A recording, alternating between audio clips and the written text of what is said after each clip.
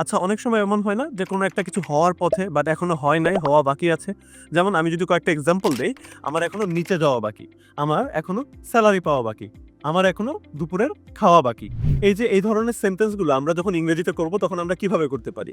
Well, এই ধরনের সেন্টেন্সগুলো আমরা খুব সহজেই ইয়েট টু এই ফ্রেজটা ব্যবহার করে করতে পারি। যেমন এই এক্সাম্পলগুলোই যদি আমি ইয়েট টু ব্যবহার করে করি তাহলে আমার এখনো নিচে যাওয়া বাকি, আমি ইয়েট টু গেট ডাউনস্টেয়ার্স। আমার এখনো স্যালারি পাওয়া বাকি, আমি yet to get the salary. আমার এখনো দুপুরের খাওয়া বাকি, আমি yet to have my lunch.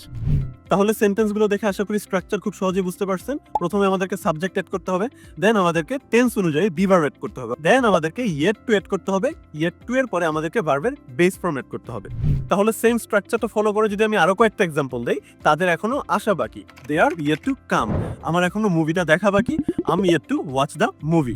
তাহলে আপনাদের জন্য আজকের কুইজটি হচ্ছে, তার এখনো আমার সাথে দেখা করা বাকি।